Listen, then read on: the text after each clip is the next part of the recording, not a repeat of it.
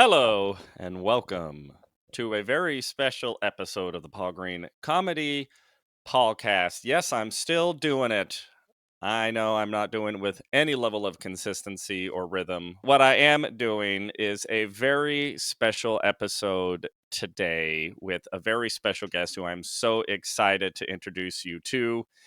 This is just a little intro. I will be bringing him on here in a little bit. So, a few months ago, through a random series of events, I got cast in an off Broadway musical in New York City called Mike and Mindy's Wild Weekend Jam. And it was an absolute incredible experience. And during that process, I met a man named Bucky Heard, who wrote the music and lyrics for said musical.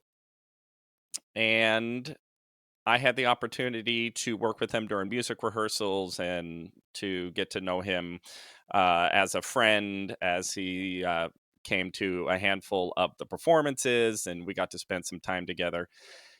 And he's just an incredible human being. He is a professional singer, has an incredible voice. He's currently touring and performing with the Righteous Brothers, um, with Bill Medley, the remaining Righteous brother. They have a residency at Harrah's in Vegas, and they tour. And then Bucky has also been producing music, and he's releasing an album. And really, just through and through, he's a dreamer. He is a man who's just lived his life seeking his passion, seeking his art, seeking a life of pursuing his dreams. And I just felt so fortunate to become acquainted with him, and he agreed to come talk to me on the Paul Green Comedy Podcast. So I could not be more thrilled to be talking to Bucky Heard. All right, everybody, welcome to the Paul Green Comedy Podcast with my incredibly special guest, the one and only Well, Bucky Heard. Uh-oh. me. I was like, who's he introducing? Incredibly There's no other special. guest here other than you, which makes you so much special. Awesome. That's perfect. How you doing, brother? Oh, I'm doing so great, man. I appreciate you doing this so much. Uh, I'm excited about it. Thanks for inviting me. We got you. Ooh, Atlanta Falcons Yeah, coffee mug. I have to keep that on the DL for the most part, so people don't laugh at me when I'm walking down the street. Hey, and you came close. You came close in Oh God, 2017. If it wasn't story of my life. he well, got, speaking of the got story of close. your life, Bucky. He got close. That's what they're gonna put on my tombstone. He Yep, gave it a shot. we gave it a shot. Yeah. Well, speaking of the story of your life, Bucky, let's hear the story of your life because I think it's an incredible story. I mean, we've got to know each other pretty well through the Mike and Mindy musical, our connection there. But I would love for you to, in your own words, what is your life? Tell us about you. Boy, that's a loaded question on many levels, You man. got 7 hours, so I, take your I time. I grew up in this little town down in South Alabama, it's called Dadeville, Dadeville.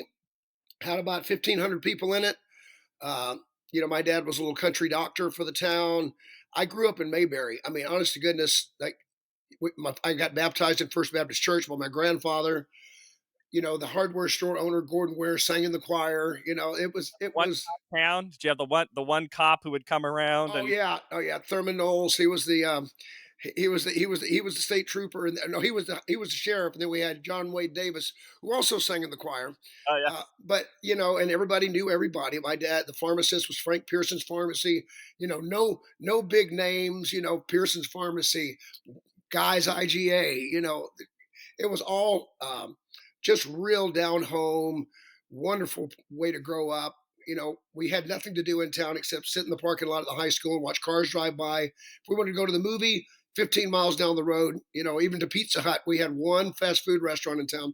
So it was really kind of a cool, you know, uh, just really soulful way to grow up. And grew up in the Baptist church. That's where I started singing, is in church. And I just had a love for it early. I mean, I found some old report cards when I moved to Vegas, some old, like in some files, and my second grade teacher was talking about how I used to dress up and sing for show and tell.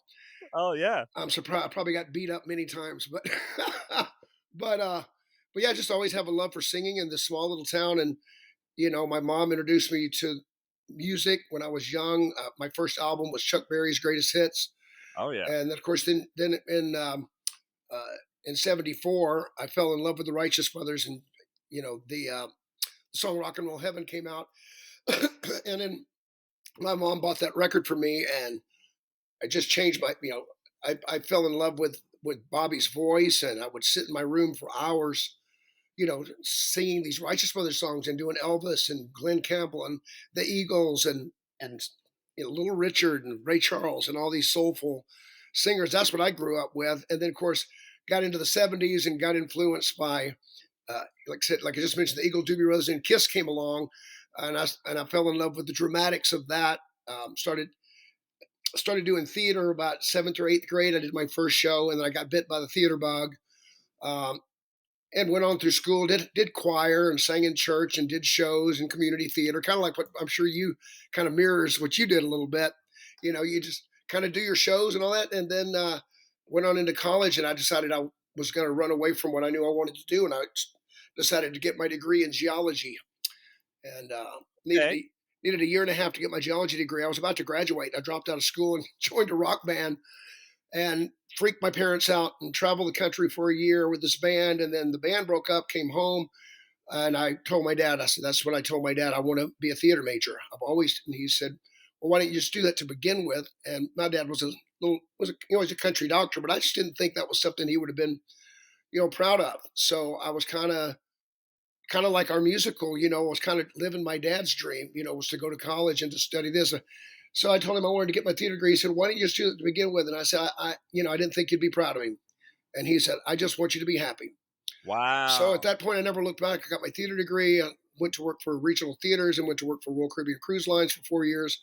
Started hearing about Branson, Missouri, went out there and worked with some great entertainers and really got to hone my craft. And, we got to work with Andy Williams and Tony Orlando and Mickey Gilley and all these great, great performers and artists. And that's where I met Bill. And in 2016, he came into, I was doing a little show paying tribute to Journey and the Eagles and some different bands like that. And he came in and heard me doing Journey, and that's what kind of uh, started this journey. And next thing you know, after a couple of meetings, we started working together in 2016, and we were given 3 months in Harris to start with, and it's turned into February 24th of this year. We started our 10th year. Wow. So that's the Reader's Digest version, as quickly as I could kind of go through my life as far as the path. And I feel like I've always been on the path to be an entertainer, but it's a scary profession, as you know Yeah. all too well. And to commit to that, and it is a commitment. It's different than any other profession. Like if I'm a salesman and I'm trying to sell you a car, if they don't like the product, they don't like the car. If they don't like the product, it's you. And Right. sometimes it has nothing to do with your talent. It could be your wrong height, wrong color, wrong hair color, any number of things. But rejection is a big part of it. And if you're in it for the money, don't be in it. Yeah. All these things. And so, but if you have the love in your heart for entertaining people and for being on stage, and it's not something you can run away from. It actually kind of chooses you. And if you can walk away from it, you never should have been doing it to begin with. Right. So yeah, so I'm plugging right along, man. And now Righteous Brothers is doing its thing, and I'm kind of doing my solo thing as well. So it's been an incredible journey so far. Love that. Yes. So let's unpack some of this because I think you and I both sort of have that bug of going for dreams, and we Yep. have a passion to be an artist, to be a performer. It's in us with all of the good and the bad that comes with that. But I'm thinking back. So you went to college for geology for about 2.5 years. Yeah. Did I capture that? Yeah. And you said something interesting that you knew you wanted to be an entertainer, but you were afraid of what your dad would say. And I was curious, did you ever have that conversation growing up, or what do you think it was that made you think, I don't think he's going to go for Yeah. this? That created that apprehension. Um, well, I think it's because when as a member of the Herd family, you were expected to go to college. It just wasn't even an issue. My dad made sure that that the funds were there for us, the resources were there. God bless him, for my brother and sister and I. And so in my mind, I knew to say I'm not going to college uh would have been really frowned upon. I would have been, oh, he's not going to college. He's not. It's again, it's kind of like living your parents' dream. And I knew, I just felt in my heart that if I was gonna, since I have to go to college, if I told my dad I was going to be a theater major, I Yeah. just didn't think that would sit well, knowing the kind of person he is. He's a military guy. He was in Vietnam. He's just to tell your father, I'm going to be a theater. He actually made a joke later. He said, "Yeah, you got your theater degree, so you can act like you got a job," Right. which is kind of true. Uh, so I think that's where the apprehension was created. I should have given him more credit, but it was my own fear and my own just thinking, he wouldn't be proud of me. I just felt like my dad's a doctor, for me to, and my brother was studying physics. My sister's a veterinarian. I'm going to be an actor, I just, but it ended up working out, and it was cool because very first show Bill and I did here in Vegas, my dad was on the second row, and I got to acknowledge him, and I said, I got one thing to say to you, Pop. I said, we did it, because he got behind me. Um, when I dropped out of college, he took some of my college funds and helped us buy band equipment. I mean, he was way more behind me than I ever imagined he would be. Uh, and then we lost my mom. My mom was 58, so she didn't really get to see much of my career. I lost her in 2000, and she was really the one that was the music lover. My dad was kind of, eh. Matter of fact, after the show, I asked my dad, I said, "So what'd you think about the show, Pop?" And he's, "Well, I'm real proud of you, son." He said, "I'm glad you found a way to make all that hot air you grew up with work for you." Thanks, Pop. Well, So, put it. yeah, but it was nice. It was just it was nice to be able to stand on that stage, with validation next to Bill Medley with my dad in the audience. And here's the culmination. Um, and now we're hoping that's not the culmination. I'm hoping that my solo career is going to take me to some pretty cool places. Just truly been blessed. If it all ended tomorrow, uh, I couldn't ask for a better journey. It's been so much fun, and I've learned so much on the way, and I'm still learning. And that's the main thing, is to keep on plugging, keep on pushing forward, keep on getting better, keep on learning, and never give it up. That's and you know that as well. I'm telling you things that you 100% know because you've been doing it yourself. Oh, for sure. Yeah, but I think it's so great to just reiterate, especially anybody out there, who has a dream, to understand that Yes. it really is lifelong. There is really no such thing as I've reached this point and now I'm done. Yeah. Yay. I mean, there's always going to be the next thing. And if you're looking for a certain milestone and think, well, once I get to that point, well, then life will be happy and Yeah. fulfilled. It's like, in my experience, that's not how it works. In my experience, the journey is the joy and the fulfillment. And You if betcha. it's not joyful and fulfilling, and yes, challenging and difficult and all the ups and downs, but yeah, if you aren't in it, for the love, because it's calling to you, because you have a passion, because you have a desire to do it, it's like, then find something else, because Absolutely. there's a million ways to make money in this And you world. can, yeah, and you can do it for fun. You can do a theater on the side. I used to tell, I taught voice and theater at a school in Branson, and I used to tell the kids, I'm like, it's okay, it's okay to do it for a hobby. If some of these kids are about to go to college or trying to make a decision on what they wanted to do, um, I said, I can just give you this piece of advice. If at this stage, when you're 17, 18 years old and you're young, and that's when you should be the hungriest, you haven't had years of being jaded like we have. Right, But right. but when you're young and you're 18 and you're full of hope, if at that point you're already got a backup plan in the back of your brain. Well, if this doesn't work, I'm going to do this. If you're already thinking about the backup, then just do the backup plan. Just Right. just go do that, because you're giving yourself an out.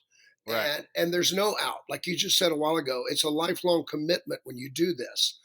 And I've been very blessed since I got my theater degree in '89. I have not had to do anything except perform. I've never had to wait a table. I haven't had to take on any kinds of odds and ends jobs. I've always been.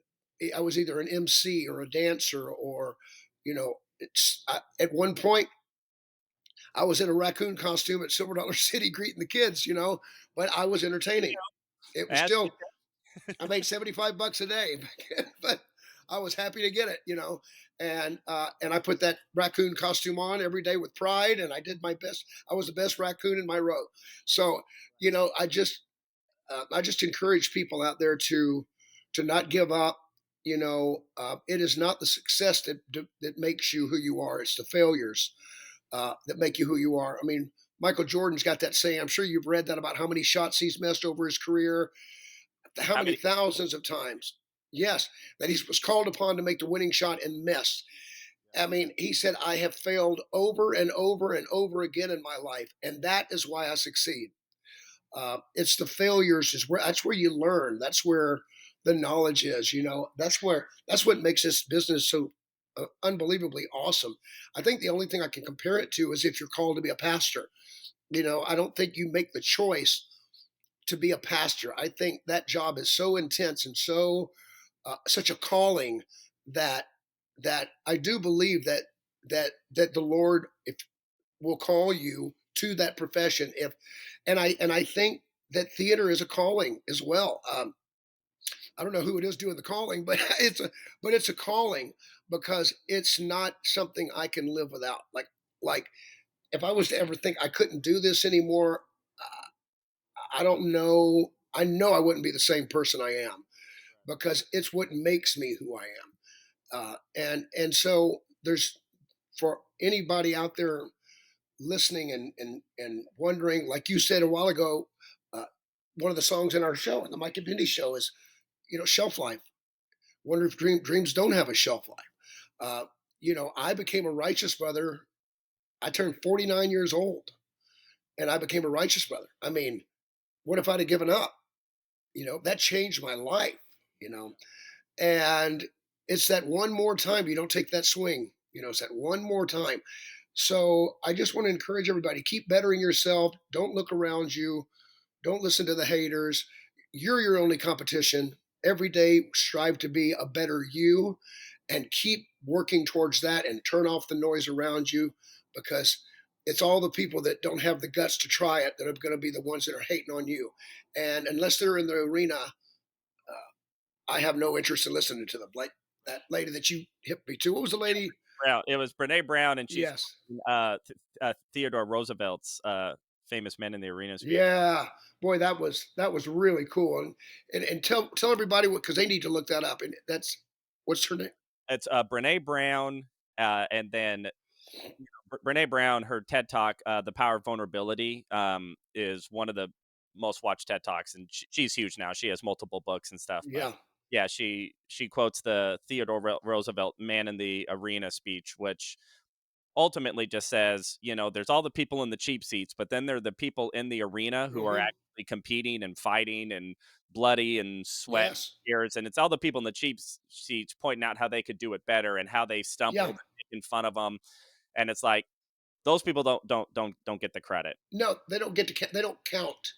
And those are the ones that yell the loudest.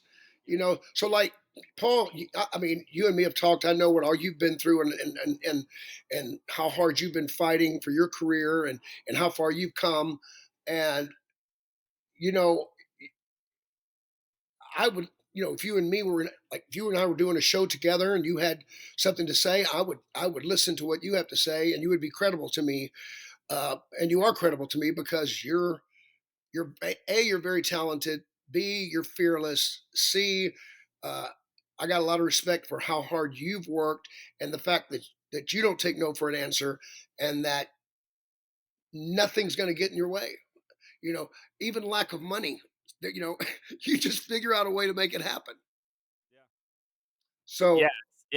Yeah, So, it's take feedback from people who are in the arena with you because mhm. first of all, they're probably going to have accurate feedback because we all need to improve. None of us are perfect at this, and there are times when it's like, hey, if you do this a little differently, you can improve here, and that feedback is very valuable. But Oh, yes. when you post something online and then a bunch of people with anonymous social media accounts just start ripping it apart, and that's happened to me so much because I've posted so much content Me online too, man. years, and it it's hard not to like hear that and be like, oh no, people don't like me or whatever, and Oh, develop yeah. even that muscle of ignoring the people in the cheap seats. And it's A- like, tell you what, Absolutely. if you ain't in the arena with it, and a lot of times when people leave feedback, I'll go to their social media accounts, and guess what I see? Nothing.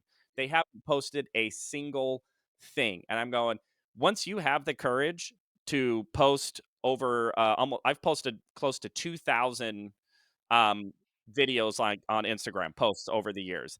I think close to 1,300 on YouTube, Woo. you know, um, somewhere over thousand on TikTok. It's like I have put so much content out there over the years, and that's not to mention all the in-person shows and comedy shows and stand-up and open mics and like I'll tell you what, if you're out there, blood, sweat, and tears with me, and you have genuine feedback on how I can improve, I'll listen to you and I'll use that to improve. But I'm not there, but I'm getting better because it's still I see those comments on social media, and the knee jerk reaction is to fight back or to Oh, defend. yeah. And now I've gotten to the point to where I'm like, I don't even see him, I don't even respond, I don't even They're engage. So not worth your. They're not worth your. You know, to respond to them is to give them credibility, and that's what they want. They want to make themselves feel important, mainly because they don't have the guts to get up and try it themselves. They're gonna, and that's the thing. It's like it's so easy for somebody to sit in their parents' basement, you know, behind a computer. I mean, when I first excuse me, when I first started doing the Righteous Brothers, I mean, you can only imagine. I couldn't look online anywhere, especially on the Righteous Brothers site when Bill announced he was going to revive and get a new partner. Oh my, who does this guy think he is? And ugh, blah blah blah. And there's only one righteous brother. There's Bobby Hatfield is the only blah blah blah. I mean, and Bill said you cannot respond, you cannot respond, and it would hurt my feelings, really bad. Because all I'm trying to do is keep the music alive, and nobody was a bigger Bobby Hatfield fan than me. right. So I would never even say I was taking his place. I would always say I'm filling in for Bobby. I'm filling in for Bobby. I mean, out of respect. And I just got pounded. And now after 10 years, if somebody says that, I've done what, I don't even know how many shows I've done, on average probably 40 shows a year here in Vegas and another 50, 60 on the road. So we're looking at 100 shows a year for 10 years. You know, that's a lot of people that have seen the Righteous Brothers now and have seen me step into Bobby's role and pay tribute to Bobby and honor the Righteous Brothers music. And like Bill said, to help him keep that music, to keep bringing that music to the people Yeah. because he couldn't do it by himself anymore. And so now when somebody says, who's this Bucky Heard think he is?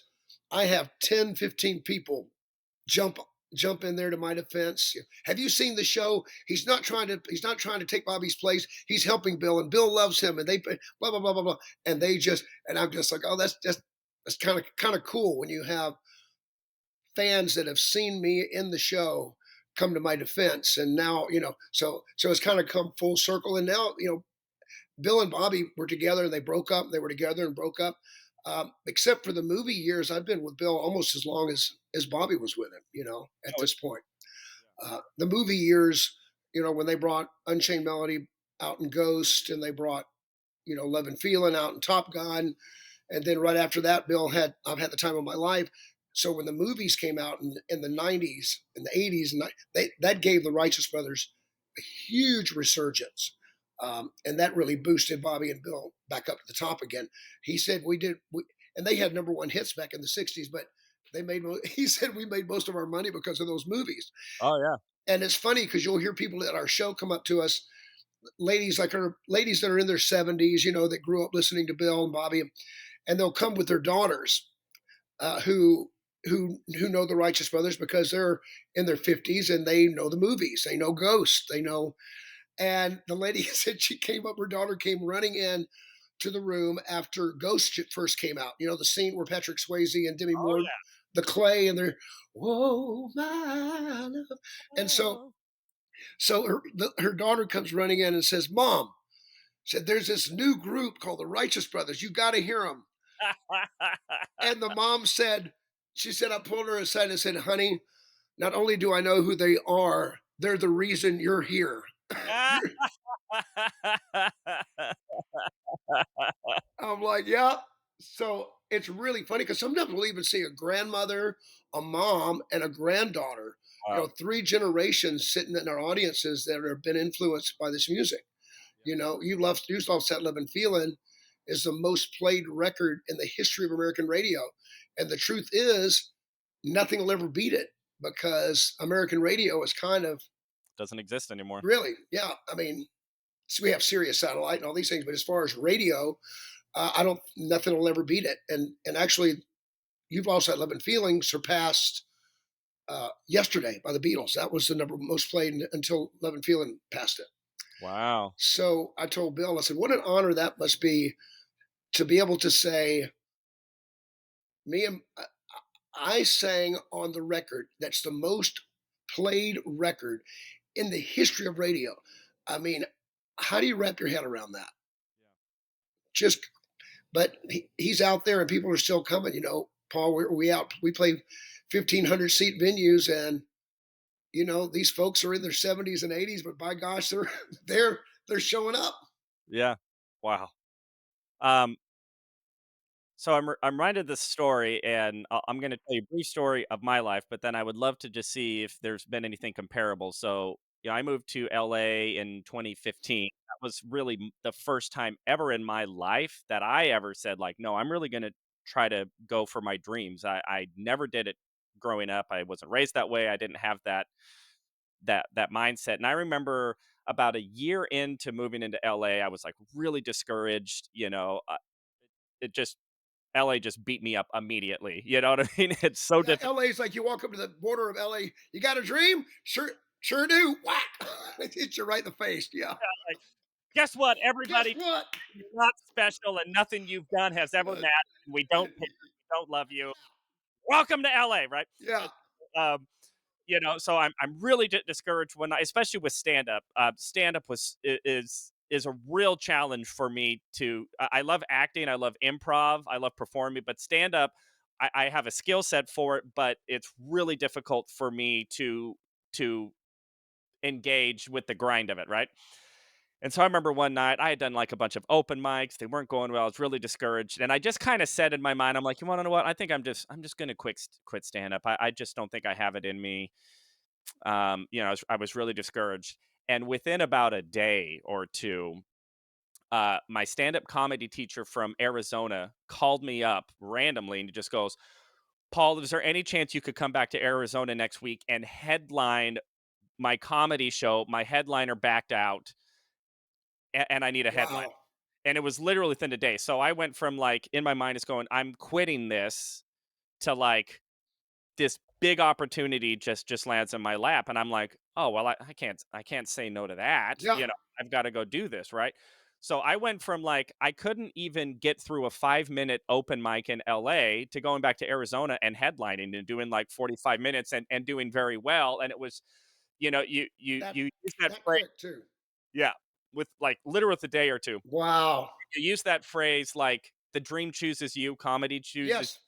you know, and that was just a reminder to me that like the universe, God, whatever you believe is outside of yourself, chose me, and it encouraged me to just keep going and to re-engage. And so I was curious, has there ever been a time in your career where maybe like the discouragement felt really heavy to where maybe even you were like, maybe this isn't for me, and and how did you overcome that? Sorry, I'm putting you on the spot. Maybe that's never happened, No, but I God, it's happened more than one occasion.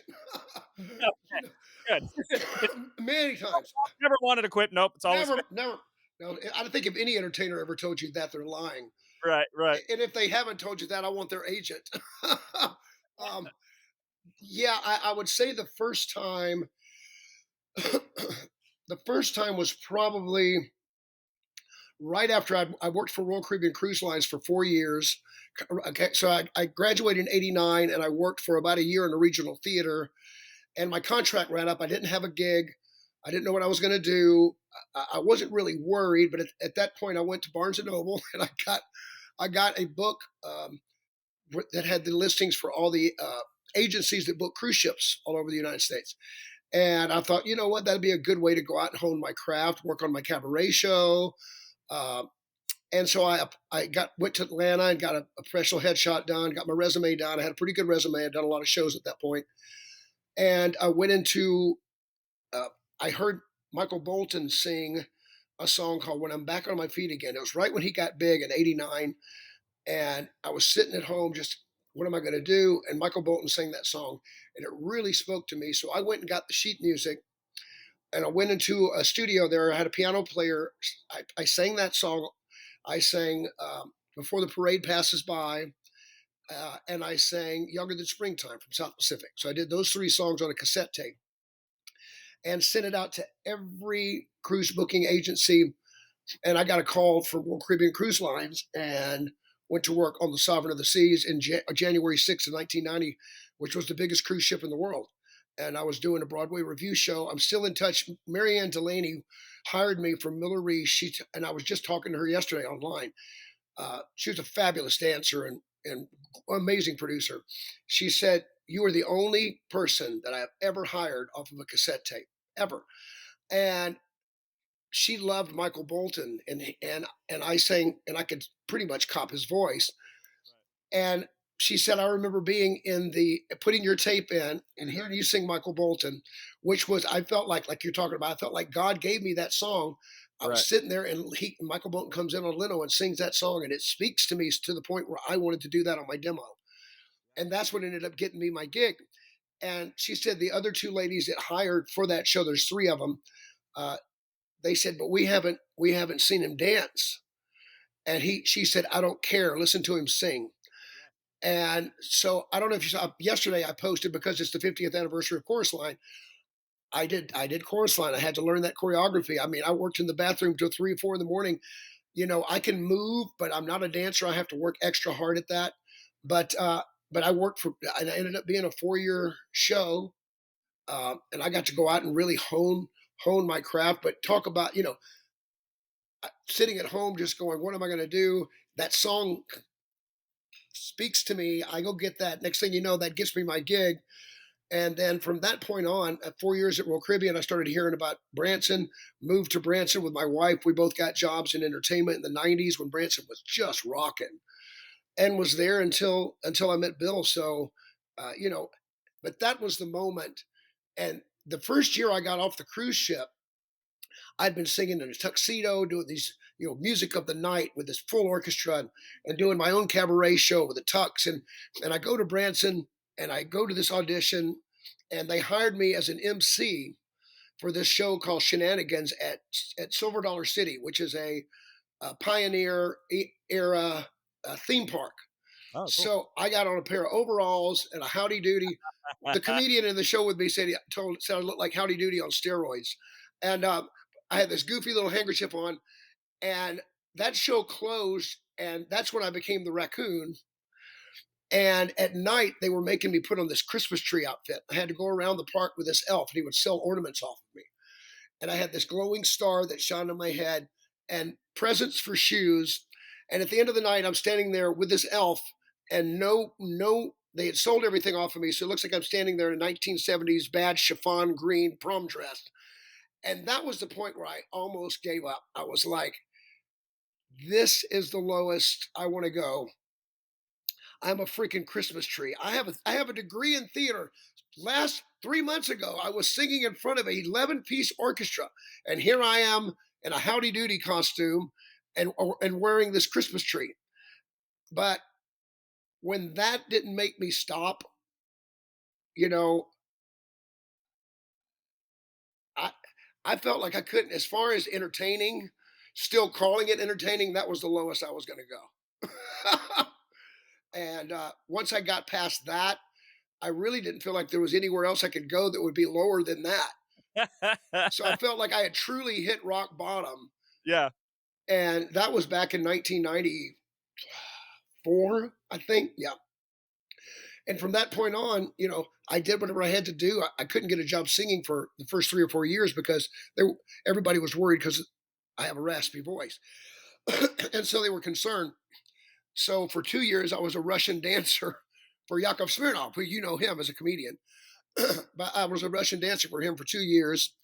Uh, so you just find ways to make a living, and stay in it. It's I wish there was a roadmap. I wish you could tell some young people out there that there's a definite plan. You're going to get thrown curveballs. You're never that. How am I going to pull myself out of this? There's been times I'm like, how am I going to pay rent? I just lost my job, and you know, 3 weeks before all the theaters opened, they fired all the dancers, and one of the show was in. I'm sitting there going, and I'm sure you've been there many times. Um, so again, it's if it was an easy business, everybody would do it. Yeah.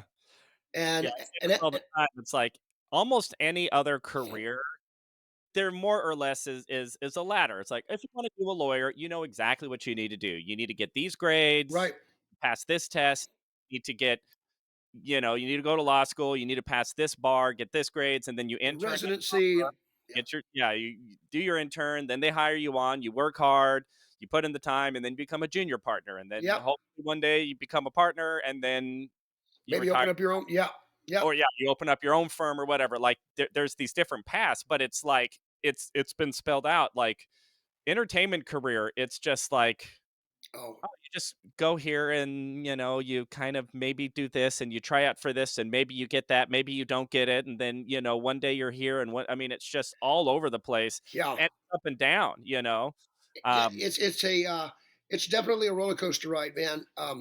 That's what makes it exciting. It's not getting the parts that make getting the parts so awesome. oh yeah, You go and audition, you don't get this, you don't get this, and all of a sudden that perfect role comes and you get it, and it's like, oh, it makes it so great. Um, but yeah, it's like Hugh Jackman said, it's the failures. Um, it's the failures that make us great. That's where you learn. That's where the lessons are. Um, and not just from yourself. Watch other people, see how they're doing it. The ones that are succeeding, even though it's their path. Learn from people like you, Paul. You're very good at social media and promotion. I'm like blown away by what you do with that. That you got to be able to sell yourself. Um, I mean, that's that's one of the things that I'm the weakest at. That I've been getting some help. It's hard. And you know this too. It's hard to shout your own. It's hard to shout your own name because we feel so blessed to do this. right. Like to sell my own albums and things. Like please, get online, buy my new album. That's really hard for me to do. Uh, because it sounds like I don't know. It just feels like you're I don't know, like you're soliciting your own stuff, which is normal, but it just feels weird. Yeah, So it's nice to have somebody that knows. Uh, like you've inspired me, and like I said, I hired somebody to help me learn about this online presence and all that because and I see what you're posting like every day, and it's consistency and it's staying in it every day. So you know, yeah. It's odd because we want to be performers and artists, but it's not called show. It's called show you business. bet. Businesses advertise, and we're all really in our own business. I'm in Paul Green Incorporated, you're in Bucky Heard Incorporated, and advertising. Yes, you have your product. It's like, well, I can sing, I can act, I can do all of this. But if people don't know what your product is, and we've seen this in the business world, it's not always the best products No, that very very rarely is it. rarely, Um, it's always the best advertised. it is, and like I've got this new album coming out, and I had to not only you can't just produce the album and go, okay, well, hey everybody, it's available on Spotify. No, you have to have a team to help you, promote it. I produce music videos. I'm doing these little acoustic versions of the song. Anything I can to get interest built up and kind of get some steam rolling. Um, yeah, it's a lot different than it used to be. You don't release a whole album anymore, which is unusual. I finished this record back in December of last year, and we just released the first song the 27th of June. So, and then we're releasing the next one August 1st, which is coming up. And then the next one will be early September, and then I think the last single will be October, and I think the album's going to drop late October. But that's almost a year after I finished it, Right. because you got to build the promotion, you got to get the website, you got to get everything in place so when the record comes out, you look like you know what you're doing, even if you don't. Yeah. Um, so let's I want to talk about the album, but before we get to that, let's talk about where our paths converge because we were talking about how there's not really a steady path to success in entertainment. And the path to how I ended up meeting you was one of the most miraculous serendipitous experiences of my life. I'll recap the story real quick, but I lived in LA for 7 years. I ended up moving back Right. home to Arizona. I was in Arizona for 2 years. Had this crazy idea that like, hey, what's next for me? Maybe I should go give New York a try. And I thought that I would be out in New York hitting the open mics, going the stand-up comedy route again, kind of starting over and trying to hustle as a stand-up comedian. So anyway, so a bunch of things happen. I'm not going to go into all the details, but I end up moving to New York and now I'm in New York. And a week later, after moving to New York, I get a random text message from a colleague of mine who used to hire me to do corporate MC work. You talked about being an MC. He would hire me and fly me out to Texas to host this big housing builders, home builders like corporate annual corporate event or whatever. And he texts me and he goes, "Hey Paul, I was just thinking of you. I was introduced to these producers of an off-Broadway musical, and they're trying to fill a role in this, and I think you would be perfect for it. So I told them about you, and I said, even though you're living in LA, that you might be willing to travel to New York to do this production." Wow. He thought I was still living in Los Angeles when he sent me that text message, and I said, Wow. "Funny you mentioned that. I just moved to New York a week ago." And that That's was Mike and Mindy's Wild Weekend Jam. that's So crazy, man. through then I ended up. It took about 3 months, but I met Mark. I sent in an audition tape. They liked the audition tape, and then they set up a Zoom callback with me with Mark and Eileen. And then the next day, I'm cast in an off Broadway musical. Which, by the way, I have never been in a musical except my senior year in high school. I was in the chorus of Camelot. I was I was a musician, like, I was a drummer. So, whenever we would do the musicals, I was in the pit So playing you were drum, playing, yeah. or in my high school jazz choir, I was playing drum set.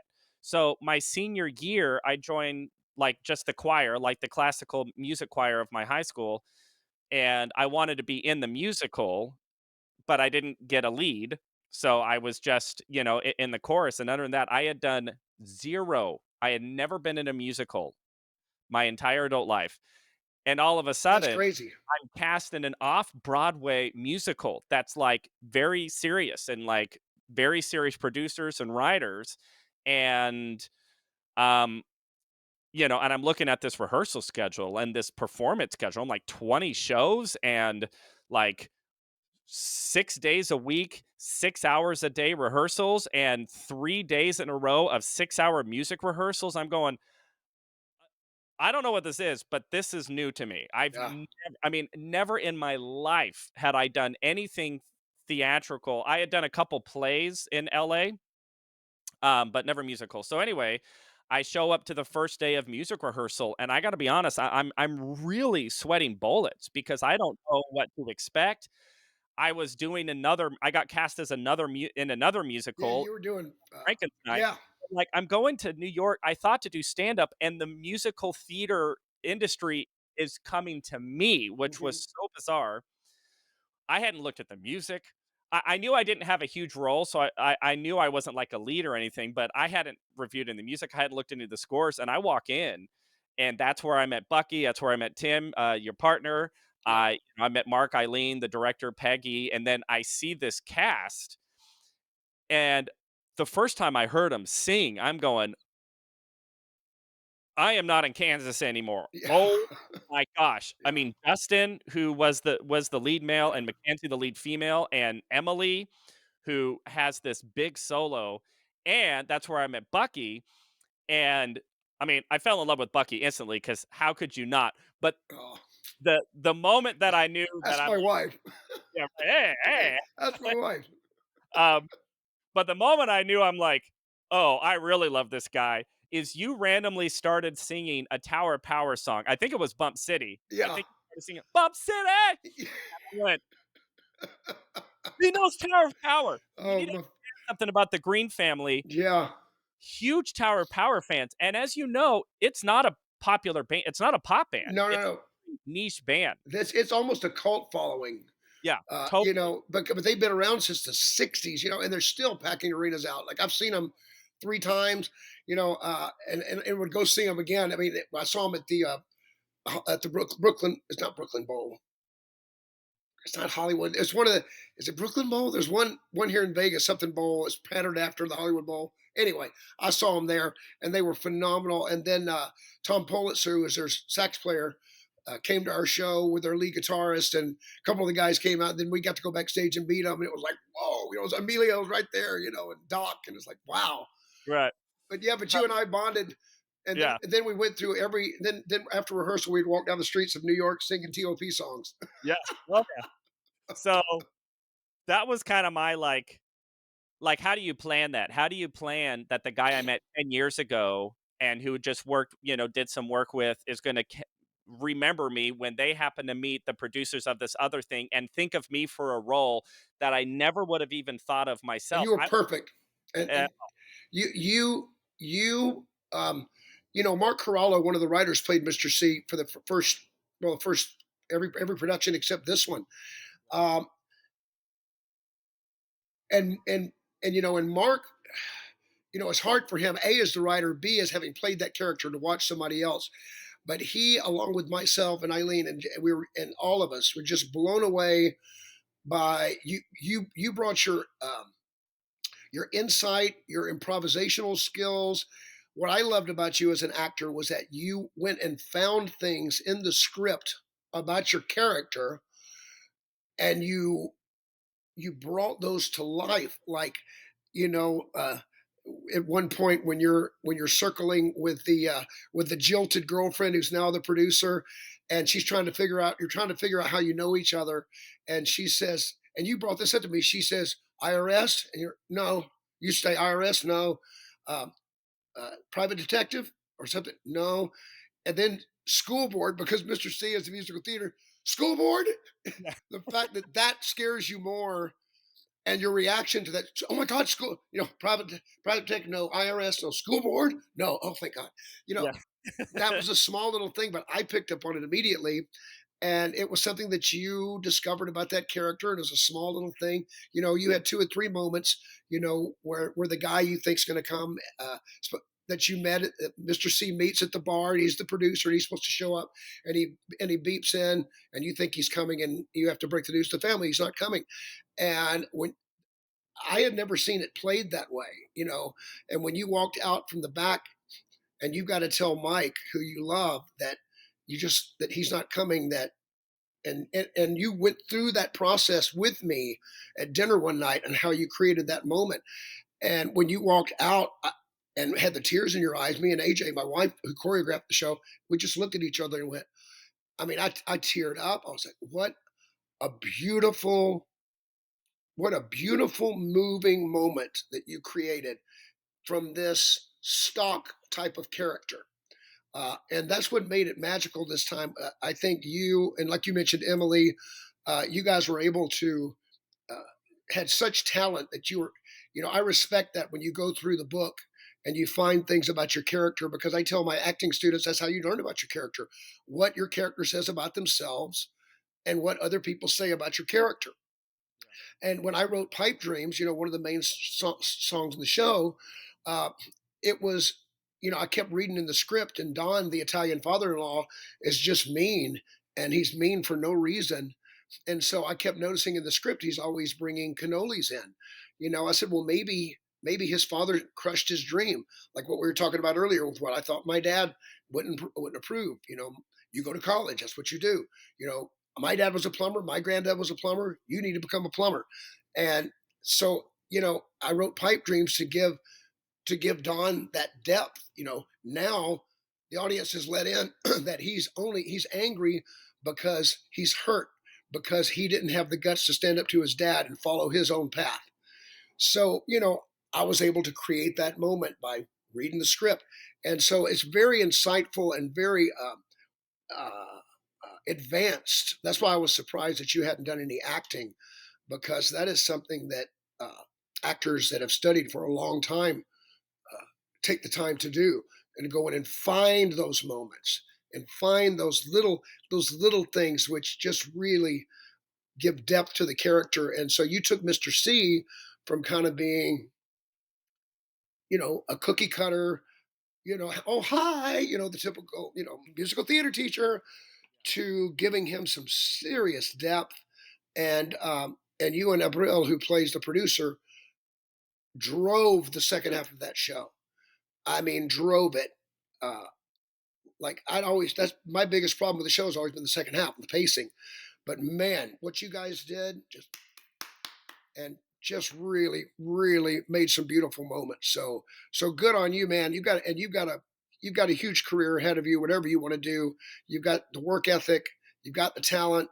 Um, you're fearless. All those things just add up to success. Uh, but what you brought to that character, and what this cast brought in general to the characters, but was way more than I could have ever dreamed of. And then the voices in this cast, like you talked about, including yourself, you know, uh, when you came in, you were asking for the sheet music. I'm like, mm, Well, like I said, well, I was sweating bullets, right? I mean, and I'm a trained musician. I don't have the kind of instinct, the sing it by ear. So like I'm like, I need to see the notes. I need to see, I see the notes, and then I hear Justin Turner, who again was the lead male, who has the rock and roll voice yeah, of, he does.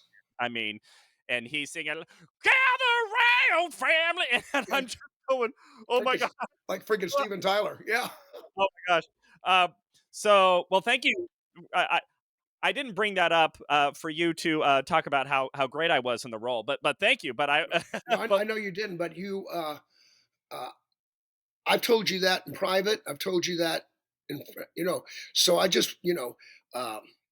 just wanted your listeners to know that you got some juice behind you, man. That you are an accomplished actor, and that you know the fact that you've never done it before just kind of really surprises me.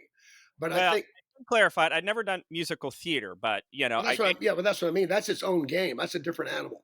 right, yeah, I did. I started as an improv actor, Yeah. so what is live stage theater? It's improvisational, it's character work, But and then to when but to carry that over, I feel like you're able to carry that improvisational skill into the written word. So you're not improving per se. Maybe some of the dialogue changes a little bit, and that's neither here nor there. What I'm saying is improvisational skills are exploratory, and I felt like you really explored like this character, and dude, and that had to be a breakthrough for you, as an actor. I feel like, and also your confidence. Like, I mean, because everybody loved you when you heard it, and the reaction. So it's just sad to me that hopefully we'll be able to do it again down the line sometime, because Tim Lee, my music partner, Tim was there, and he said, "Boy, Bucky," goes, "the last two shows were just," goes, "they cranked the music up. You could really hear the singers. I mean, they cranked it. It was a rock and roll show." Because I was glad I got to hear it like that. But I knew it. I said, "We'll get the show down perfect, and it'll be over." that's how it always goes. Yeah, yeah, yeah. But you were So, exceptional. well, thank you, and So tell me a little bit about how that whole process came to be. I told you, my process was very unpredictable. I didn't even know that I was going to be involved in music theater. Now I know you have a music theater background, but how did you get involved with writing, the book for a musical? Is that something you had done before, or were you just a music writer? And so I'd love my audience to hear that story, how that came together. Well, I've written songs since I think I wrote my first song in 95, 94. I always wrote songs, and I always usually had a writing partner. I like to bounce things off somebody. I've written a few songs on my own, but most of the time I write with people just because it's nice to collaborate. But I had written I wrote a children's musical, and you and I talked about that back in 2008. I wrote it. I wrote all the we ran the show at Dick Clark's American Bandstand Theaters, all original songs. It's kind of like the old electric company. We had puppets and costume characters, and we taught kids about conservation, stranger danger, bullying, how important it is to be yourself. It's the show is called "Who You Are Is Where It's At," and so I created this show. Then I started writing more and more and more. And when I got this Righteous Brothers gig, uh, Tim Lee is an incredible writer. Our show started at Harrah's at 6 o'clock. It's a 6 o'clock show, so we were done every night by 7:30, and it was our residency, so we kept our dressing room. So Tim and I built a little mini studio back in the dressing room, and we were recording. We He was playing some of his originals for me, and I was playing some for him. And he had a song that he had written that he wanted me to try. It's kind of a journey sounding song, and we worked it up, and then we went into the Smith Center here, which is a beautiful 500-seat cabaret theater, and it was called the Composers Night. And Tim and I went in and sang, and it went over really well. And we realized how well we write together. Like Tim's a very good melody writer. He's very good at writing melody lines. He's a very good lyricist. I feel like my strengths are coloring and layering and putting all the harmonies on top of each other, making it musical theater. Uh, and I feel like I'm a pretty strong lyricist as well. So Tim and I really complemented each other. Well, long story longer, um, the director of our show, Peggy Lee Brennan, her sister Eileen is one of the writers, and Mike and Minnie was a jukebox musical. So she she mentioned to Peg that she was looking for somebody maybe to write songs for the show because they found out how much it was going to cost to license these songs, which is going to be astronomical. So they reached out to me, and I had just started doing the Righteous Brothers. This is like 2017. I've been doing it about a year, and I was like, I said, I can't. I don't like. I personally will not obligate myself to anything unless I know I can give 110%. It's not fair to me. It's not fair to whoever's asking me to do it. So I turned them down. Uh, so fast forward up to about 2019, it kind of sat on the shelf, and I guess they started revisiting it. By that time, Tim and I had already written some songs together, and I said, "Well, Tim, why don't we have a look at this?" And so we went through the songs, and I wrote "Pipe Dreams" was the first one that I wrote, and then Tim Tim had some songs like the closer, "This Is the Time." Uh, well, the song right before the end, "This Is the Time." Tim had already written that years ago for the Olympics, but we pulled it out of retirement and put it in the show because it was perfect for. And then Over the Top, Deep in the Hole.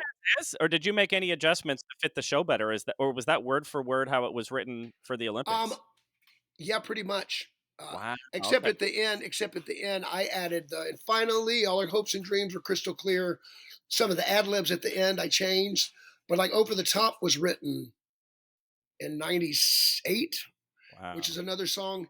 And we changed some of the words to that because, it's set in the '90s. So the original words were, "If I went from rags to riches, I know just what I do.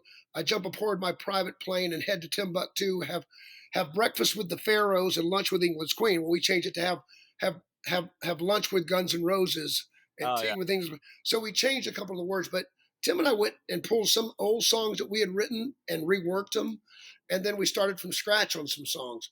But But by that point, we realized that we could write pretty well together, and we had our own little, studio set up, so it was perfect. And I started working on these demos, and the version that you just did, I think, was the fourth version of the show. And we've rewritten. We wrote two new songs for this version. We beefed up the harmonies. Like you don't know. I'll have to play for you sometimes how this "It's Your Life," the Aunt Donna song.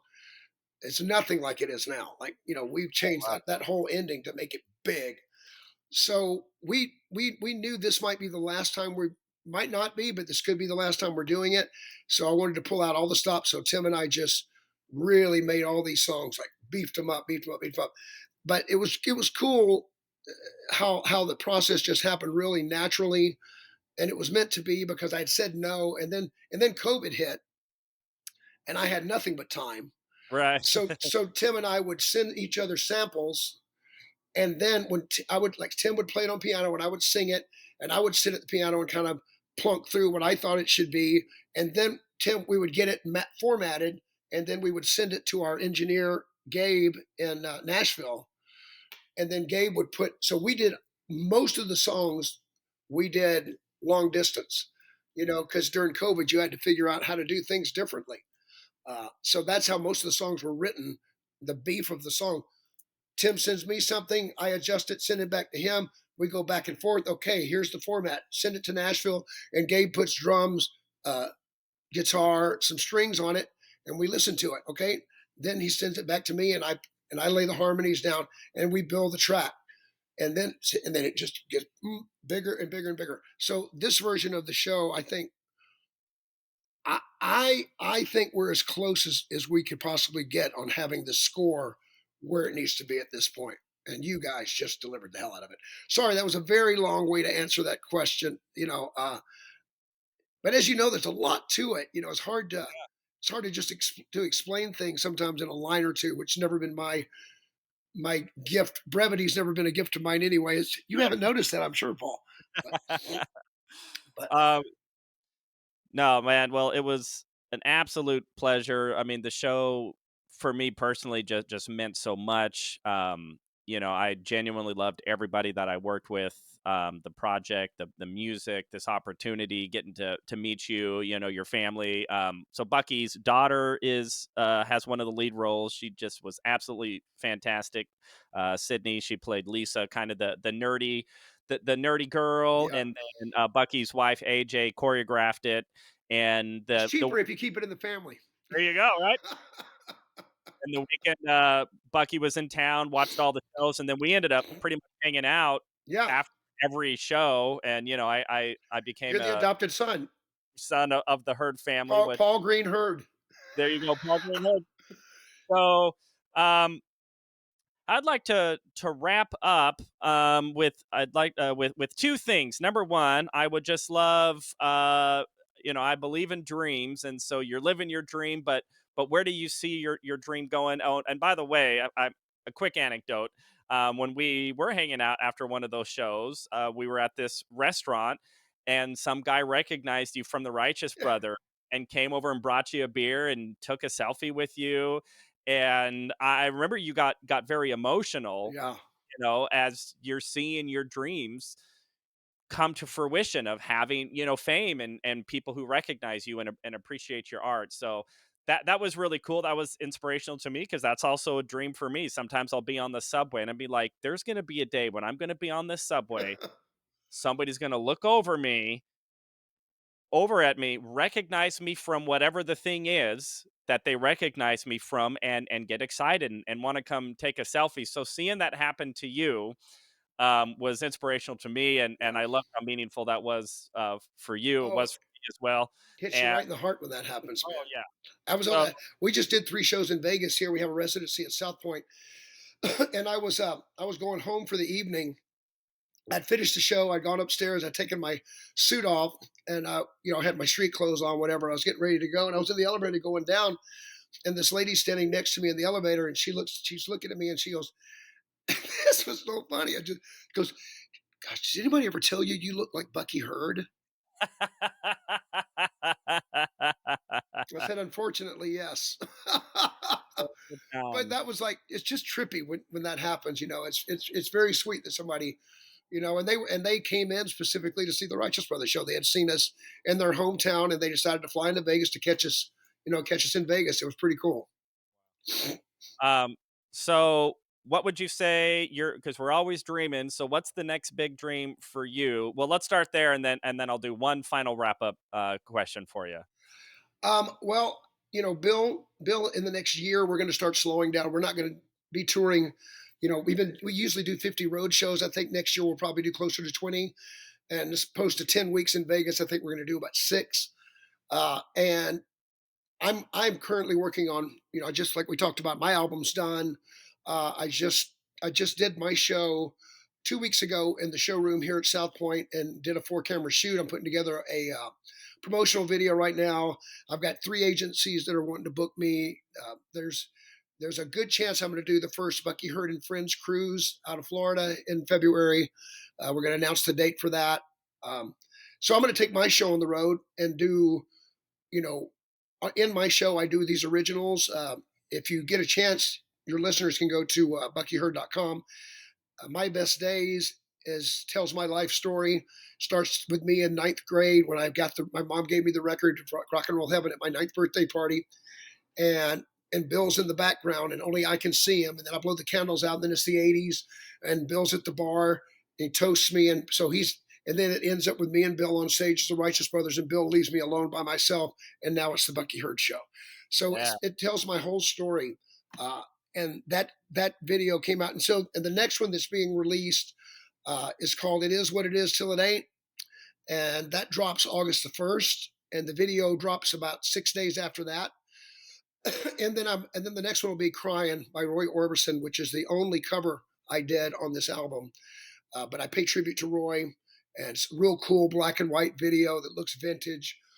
So my goal right now is, out of the 8 songs on this new album, uh, I'm hoping one of them is going to get a little bit of juice, which will really help propel me. So I'm going to be going out as Bucky Heard of the Righteous Brothers presents Breathless, which is the name of my show. And I'm doing these originals. I'm mixing in Journey, the Eagles, the Doobie Brothers, um, you know, Dobie Gray, Drift Away. We're doing some Garth Brooks. It's a really fun rock show, but also very inspirational. I want people to leave my show believing that their best days are ahead of them, that dreams do not have a shelf life, and that whether you're 8 or 80 years old, it's never too late to take that dream off the shelf and dust it off. Because one thing I know, I can live with failure. I cannot look at myself in the mirror one day and live with regret. So that's what I want to encourage everybody. You know, give your dream a chance. Whatever that means and whatever that dream is, it may not be to be in the entertainment business. Maybe you want to be a lawyer and pass the bar. You can do that. Doesn't matter what age you are. Maybe you just wanted to pick up cross stitching. Go pick yourself up a kit and start doing it. Whatever that dream is or that thing that you wanted to do, when people leave my show, that's what I want to encourage them. Your best days are ahead of you. Life's only life if you live it up. And when the end of your days are here on Earth, you know, leave this world with no regrets. That you've given it your best, that you've done what you loved, and that you tried your best to succeed at what you love. I don't think if you do that, you will never fail. Well, the second question I was going to ask is what would be your final piece of advice for everybody, which you went into very organically and very naturally, and that was incredibly beautiful. Because I And talk too much. oh no, you don't talk enough. You don't talk enough. Talk That's too much, Sonny boy. head trash. Bucky, man, thank you so much for coming on to the Paul Green Comedy Podcast. Love you so much. Love you So, too, brother. I'm so happy for you. I'm cheering you on. I know I'm coming back to town at the end of September to sing with Justin. He's doing a big oh, okay. function, and I'm coming in to do pipe dreams with him at this big thing in town somewhere. I've just got the information for it yesterday. But I'll be back in town, and I'll be coming to see you, man. I'll be keeping up with you online, and stay in touch, man, and know that the Herd family's we're cheering you on, brother. And likewise, man, so excited for the Bucky Heard show, man. Oh, I'm that's pumped. so exciting. If you want to hire an MC and a voice of God to come on tour with you, I'm your man. You know it, baby. You know it. So, man, uh, did I swore I just saw somebody in the reflection of your picture? Was that Lisa or was that Sydney or Nope. AJ? AJ. AJ's over at the. She's Oh, at. AJ. Come say hi to Paul. I'll unplug my ear so she can. Being visually recorded. Oh, you look great. Just came home from the gym. It's AJ. Sid. Sid. Oh my gosh, I get to say Trio. hi to the Bucky Heard family. The Herd Trio. I'm gonna get the kid. She's in her room. How are you? I'm amazing. We're just wrapping up the podcast, but what a lovely little treat to get to. Hello. Hey, Hi. there they are. It's my It's the new Bucky family. Herds. It's us. It's us. It's the Herd crew. We Oh got man. to spend so much time together. That they just let me hang out with them and go to the movies and eat with them. And Love I'm sure they probably would have preferred just to hang out with the family, but they adopted me. We get Paul tired of each other. Paul Green Herd. Paul Green Yes, he's one of us PGH. now. PGH. Heard. Well, so good seeing you, Bucky. Thank you so much for taking the time. Love you guys so much. We love you. Love you. This will not be the end of our It's relationship. the beginning, baby, and I'm gonna call you. You know, she'll be heading back probably in September, Yeah. getting her apartment all set up. So we'll be back. So we'll be seeing you soon. Awesome. Love you guys so much. Paul. See you, brother. We'll see y'all.